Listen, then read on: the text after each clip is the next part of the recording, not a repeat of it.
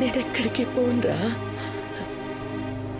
ఇదిగో నీతో పాటు ఇక్కడే ఉంటాను.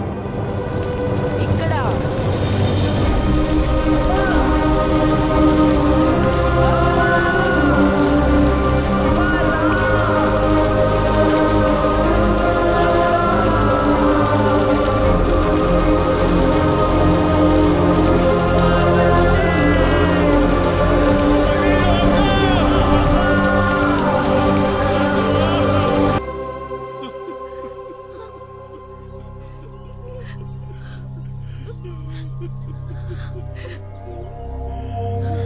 ప్రయాణంగా చూసుకునే తల్లి కళ్ళ ముందే పోయేసరికి పసిపెట్టి ఎంత అల్లాడిపోయాడో నీకు తెలియదమ్మా.